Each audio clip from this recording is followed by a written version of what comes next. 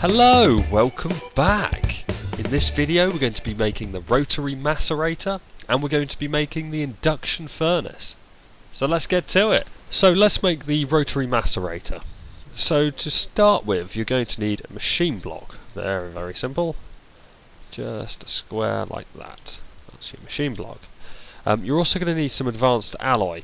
So that involves making the mixed metal ingot, which you make just like this. Mixed metal ingot, and then you take that, put it in the compressor, and that will give you the advanced alloy.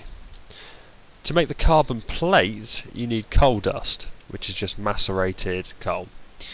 Just put it in a square like that.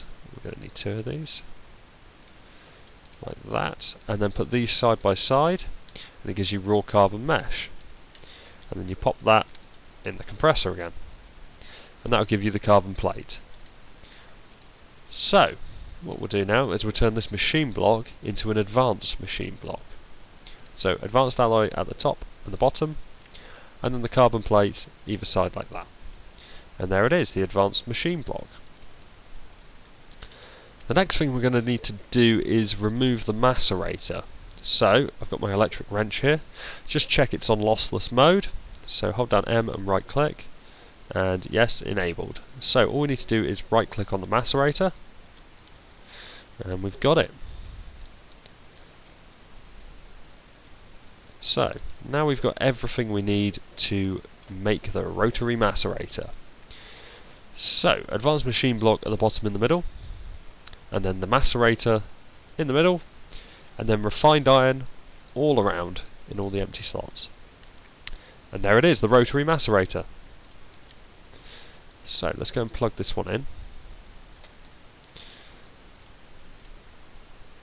So just right click it down like any other, and you can see as well it's charging up now, and you've got the speed, the RPM. So what we can do to make sure that this spins constantly is we can give it a redstone signal, and that'll ensure that it's always up to speed. It takes a little bit of energy to keep it up to speed, but the gains are very much worth it. So I'll just get some stuff and we'll set that up. So I've just come round the back of all my equipment now, and we've come here so we can give this Rotary Macerator a redstone signal. So all I'm going to do is take out this block here, and I'm going to put the block back in, but I'm going to put it just underneath like that, and then we're going to pop a redstone torch just on top of that block. Now you could do this with a lever if you wanted, but I prefer just to use the redstone torch. So I'm back around the front now, and as you can see it's starting to build up its RPM. This will go all the way up to 10,000 RPM. In different mods it's slightly different, but it will go up to 10,000 on this, so it's got quite a way to go. And once it's up to that speed, it will process things at its highest speed. So we'll just wait for that one to get done, and while we're waiting we'll do something else. So now we'll make the Induction Furnace. So we'll just take away the old electric furnace that I've got here. So again we'll just use the wrench and right click. Oh, and a load of overclockers come out. And then we'll go back to the bench. So I'm going to need to make an advanced machine block. So I've already got a machine block here. So that goes in the middle, and then the carbon plates either side, and then advanced alloy underneath and on top. So, advanced machine block. So put that at the bottom in the middle, electric furnace in the middle, and then copper all around the outside, just like that. There it is, Induction Furnace. So, we'll just go and plug this one in, exactly the same way as we did the other one. So, right click it down, and there it is. So again, this has got heat instead of the RPM that the Rotary Macerator had. So we're going to just put a redstone signal behind this one as well. So this is just exactly the same thing again, so we'll take that block out, and we'll put it back in, and then we'll stick the redstone torch on top of there. And there it is. So we'll go and have a look at that one. So I'm back around the front now, and as you can see the induction furnace is starting to build up heat very slowly. And once that's up to heat, it will process things very quickly, just like the Rotary Macerator. So once these two are both, well, up to speed and up to heat, we'll give it a bit of a test run. So one of the things that lets this setup down at the moment is the slow redstone engine, which just pulls out one item at a time. So we're going to replace it with an electrical engine, which in the latest mod you won't actually be able to do, but you could replace them with steam engines or combustion engines. Both of those work a lot quicker than the redstone engine. So let's make the electrical engine. So to make it, first we're going to need to make a few pistons. So they're very simple to make. I'm not sure how many of these I'm going to make, but I'll make quite a few. So it's cobble like that, and then redstone at the bottom with normal iron above, and then wooden planks along the top. So yeah, be 8. Okay, that's fine. And then we're going to make some of the electrical engines. So first we're going to make some gears, some wooden gears.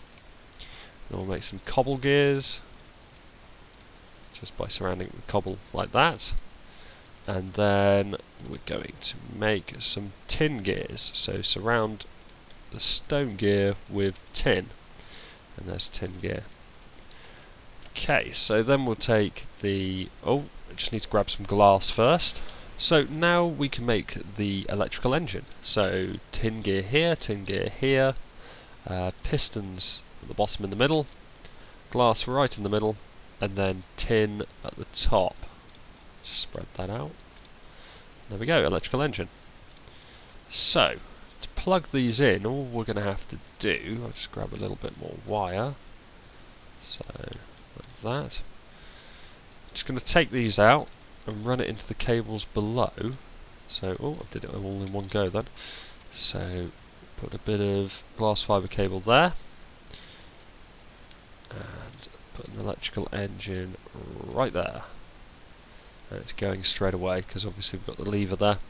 So these are going to use electricity, but to be honest, I'm making plenty, so it's not really a worry. They look a bit better than the redstone ones as well anyway. So I'll replace all these with the electrical engines, speed this along. So we'll just take this one out. Again, knocked it all through in one go. Put a bit of cable there. Put an electrical engine. I'll just do those two for now actually. And then we'll test it. So I'll just go and get some more stuff, and we'll see how well this works. I've returned from mining, and I've got quite a few little bits here, and what I'm going to do is just put them in this chest. This is the one that goes straight down the back of the line, and we're going to see how it copes with a big mix of things. I think I'll split that. We'll just put it through like that. Let's see what happens. Okay, so we've got the tin coming through here. So we're at full RPM, the electrical engine pulling on it.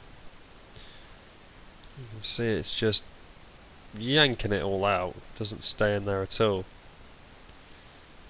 So that's absolutely brilliant with that there. We just want to see how it works in transition really, through to other ores. So we've got a bit of gold coming through. See how it deals with that in a second. So the gold's going in now. So it's still absolutely fine. There's a little bit of gold dust building up on that side which doesn't appear to be moving. That might cause some issues to it. And here comes the iron. And it's still feeding. Still got that bit of gold dust sitting there though. It's a bit irritating. Taking up a slot. So that's just all the tin going through. So that's looking good. But you can see how efficiently this system works with the extra gap, although that gold dust is going to mess things up in a second I think. Don't know what it's doing there, but you can literally just turn your back on it and put tons through it. It's all just flying through. Still sitting there though, it's a bit strange. See how it copes when the next thing turns up, which is this silver, which is on the way right now. So here comes the silver. It's like gold going in there. They've got all sorts coming out the other side. And it's still feeding. The gold dust's still sitting there though, which is a bit annoying. But it doesn't seem to be causing it any problems. We've still got gold sitting in here as well, so maybe that'll affect it later on. Maybe it won't. I mean, it's all pretty swift. It just seems to only suck out one side. It doesn't seem to suck out both sides at the same time. I'm sure when all this is gone, that'll start to come out. Same with that little bit of gold there. It's processed a huge amount. Look at all the stuff lying around the top. Brilliant. So it's processed the whole lot and not a single thing has popped out. So that's absolutely perfect. So there you go. So that's it for this video. Thank you very much for watching, and I'll see you next time. Cheers!